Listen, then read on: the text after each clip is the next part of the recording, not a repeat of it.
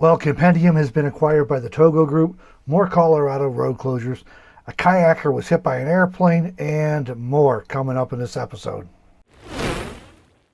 Welcome back to another episode of Travel News for Nomads. I scour the news for stories of interest to lifestyle travelers, snowbirds, and those who love the great outdoors, so you don't have to.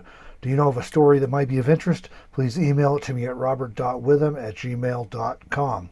Well, thanks for joining me for this weekend roundup of travel news for nomads. First up, Campendium. The Togo Group, which is a technology joint venture between Thor Industries and Tourism Holdings Limited. Thor Industries, of course, is the big RV manufacturer. Well, the Togo Group announced this week that it had acquired Campendium. Campendium is a well-known campsite review directory with a website and a smartphone app. Campendium has become a popular option for campers seeking information about camping options since its launch in 2015. Quick aside and full disclaimer, Campendium is my go-to first source that I check out when I'm looking for camping options when I'm traveling or going to a new area. There are some others I use, but Campendium is the one that's kind of my go-to default first choice because of the combination of a large variety of listings and the overall quality of their listings. A lot of their listings are user submitted, but they are editorially reviewed, so they tend to have good quality listings on average.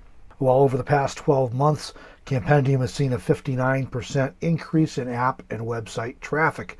Probably not surprising considering how many more people we see traveling these days, but that's a pretty substantial increase considering it's already a popular platform. According to a press release from the Togo Group, Campendium will continue to operate as a standalone brand, and co-founders Brian Easterling and Lee Wetzel will remain with Campendium.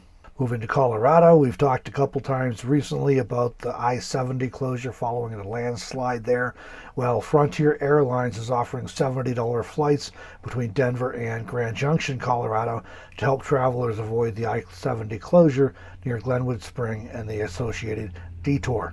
I-70 has been closed between exit 116 at Glenwood Springs and exit 133 at Docero. I don't know if I'm saying that right. Following damaging landslides at the site of burn scars from last summer's Grizzly Creek fire. Colorado Department of Transportation officials have described the damage to I-70 as extreme and unlike anything we have seen before. Meanwhile, the mudslide this week resulted in another road closure in Colorado, that near Independence Pass. The closure was in effect from mile markers 47 to 72, which is along the Aspen and Twin Lakes areas. It appears from what I've been able to find that Colorado 82 and the Independence Pass area has now been reopened. Colorado DOT did take the opportunity to post a notice on their website and remind travelers that Colorado 82 Independence Pass should not be considered an alternate route to the closures on I-70. No commercial motor vehicles or vehicles over 35 feet are allowed. Delivery vehicles, RVs, and trailers should not use Independence Pass to bypass the interstate closure. Route is a narrow, high mountain roadway with tight switchbacks and heavy tourist traffic. So I will mention here that it's been my experience. You've probably seen similar things, but GPS like Garmin or whatever brand you're using, Google Maps, Apple Maps, they're kind of famous for telling you to go a certain route that may not be appropriate for your vehicle. So if you got a vehicle that doesn't handle mountain passes well or steep grades, if you've got an RV or you're hauling a trailer or driving a bigger truck, anything like that, it's always a good idea to double check whatever your GPS or GPS app is recommending to you, especially in some of these mountainous areas and things. They can route you through some bad territory, and then you're in a position where you're in trouble because you can't get through. So always double check that.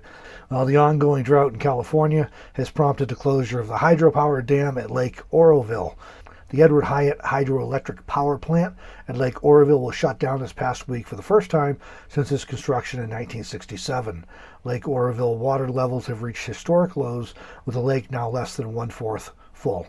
And in a bizarre story out of Oregon, a woman was hit by an airplane while kayaking on the Willamette River. You heard that right. um, Limited details about the story, so I'm still not sure exactly what happened. But this past Wednesday, a woman was hit and injured by a Piper Super Cub as the pilot was attempting to take off from a gravel bar in the river. The woman reportedly sustained serious injuries and was transported to shore by a water rescue boat and then by ambulance to a hospital. The pilot, who reportedly returned to the scene and is cooperating with authorities, said that he had landed and taken off from the area approximately 50 times in the past. Now, don't forget, travelers, send me links or details for stories that you think might be of interest. You can email those to me at robert.witham@gmail.com. Thank you to those who have already shared news and links. Also, don't forget to check out my other YouTube channel, Meanderings, for short, relaxing videos featuring some of the best scenery I encounter in my travels. Thanks for joining me for this episode of Travel News for Nomads.